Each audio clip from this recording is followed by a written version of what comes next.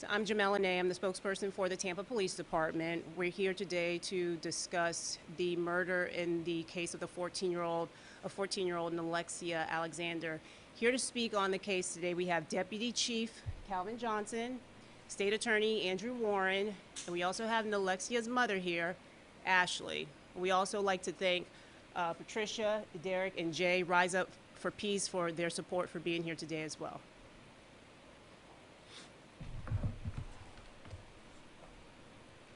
Yesterday afternoon, the Temple Police Department, the U.S. Marshals Task Force, arrested 44-year-old Ronell Walker and charged him with the premeditated murder of 14-year-old Nilexia Alexander. On May 6 at 3:58 in the morning, Tampa Police Department responded to a 911 call that a female lay unresponsive in a vacant field in the 100 block of Flora, Nebraska. The witness who called reported hearing gunfire and went outside and saw a young female laying on the ground and called 911 for help. The officers responded to the scene, and from that moment on, Tampa Police Department worked tirelessly to bring this individual to justice. We have zero tolerance for gun crime, especially when it involves the life of a young juvenile in the city of Tampa. From the minute this investigation started, we partnered with our community, our state attorney's office, Florida Department of Law Enforcement, and the U.S. Marshals Task Force to identify and apprehend the killer of Nilexia Alexander. I want to thank our homicide squad. Those detectives worked tirelessly to bring this person to justice. As a parent, I know that this will never take away that deep sense of loss that Ashley and her family feel that their daughter will never come home to them again. As a police department, we hope this arrest provides some sense of closure for the family, knowing that this violent criminal is behind bars.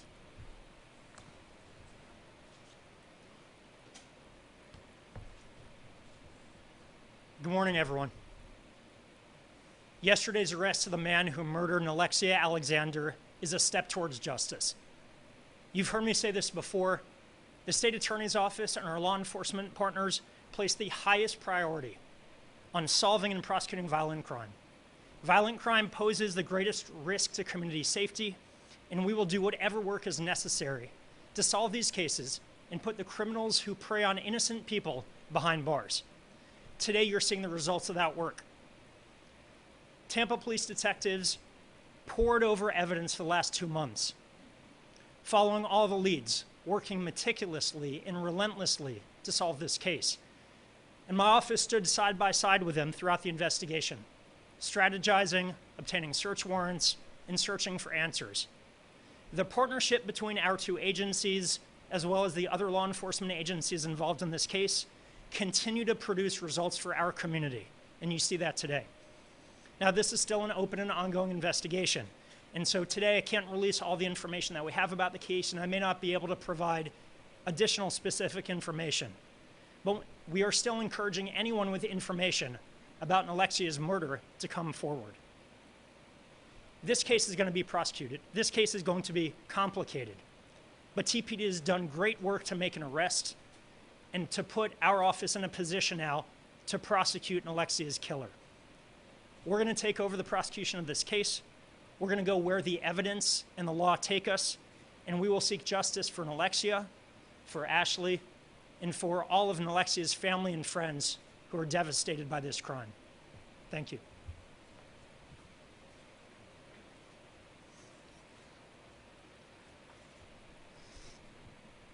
First, I want to thank God. I want to thank God for this day. I pray and pray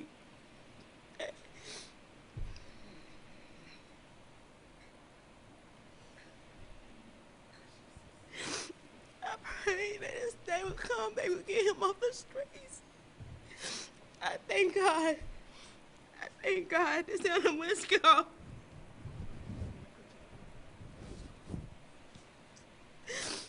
Temple Police Department detectives. I thank y'all. I thank you from the bottom of my heart.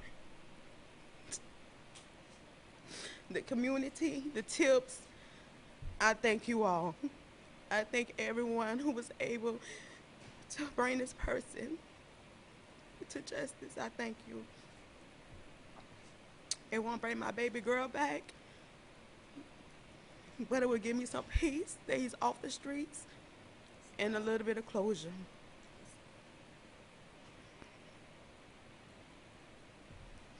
This is just the beginning. This is our beginning.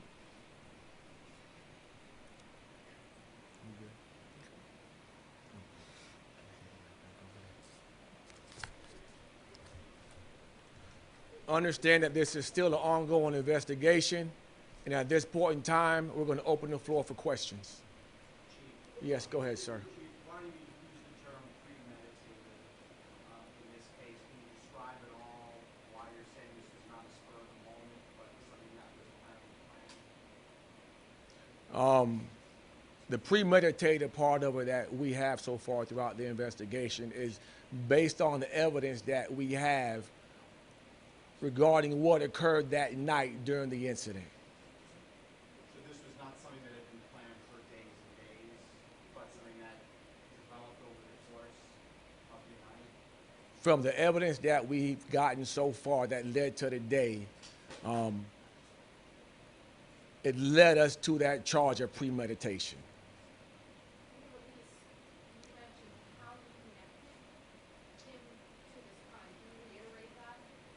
Yes, part of that was on the media release.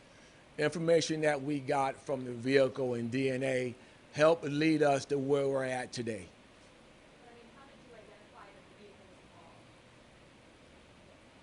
involved? It's still an ongoing investigation. I don't want to get into those details, but just understand that part of the investigation that we got led us here today. Do we know if there's a prior relationship between the suspect and Nilexia?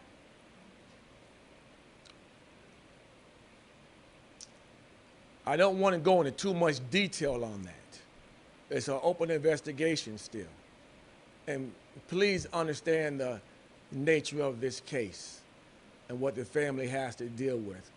So I don't want to go too far into the investigation, but it's still an ongoing work in progress as far as working this case all the way through prosecution.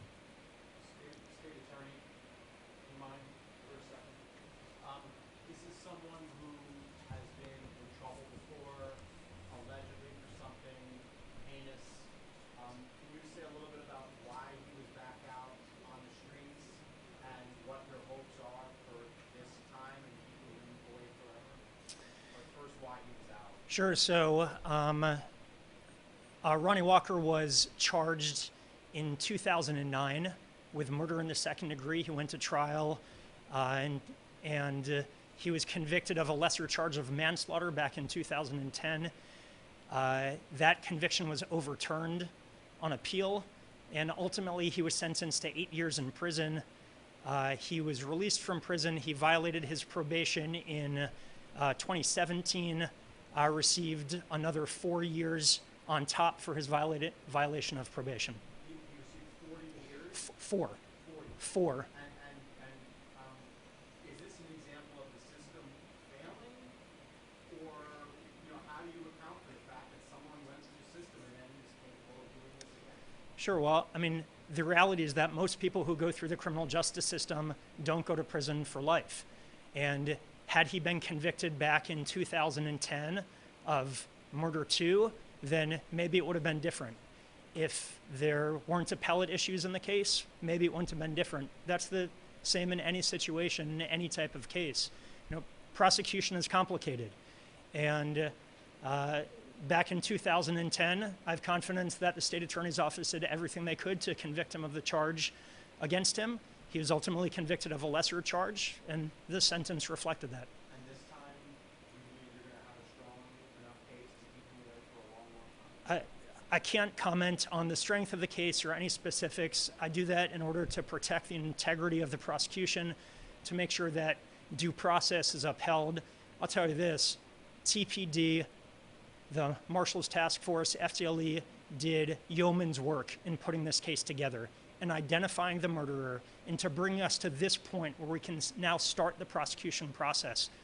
Again, prosecution is complicated, and the fact that we get here today never guarantees a conviction. It never guarantees an outcome. All it guarantees is that we have a fight to achieve justice for Ashley and her family.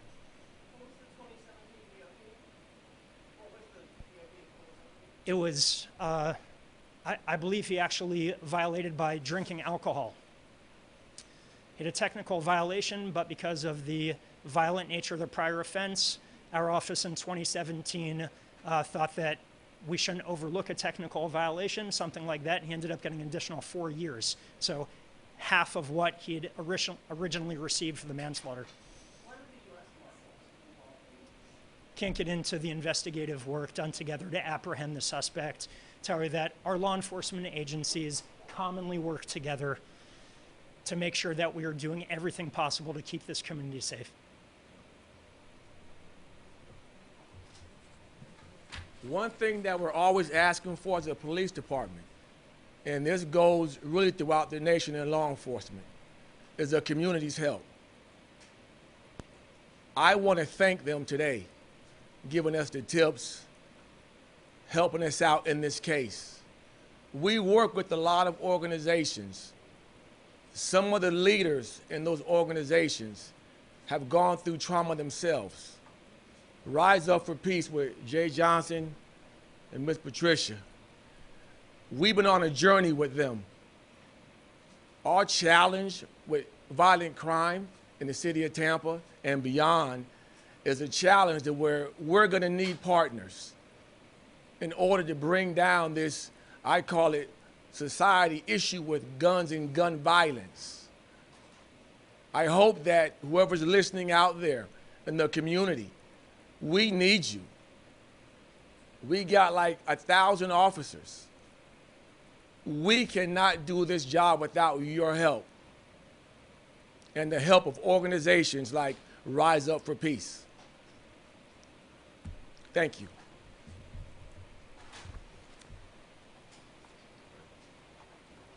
Any other information we have to provide, we'll do it after the press conference. Thank you.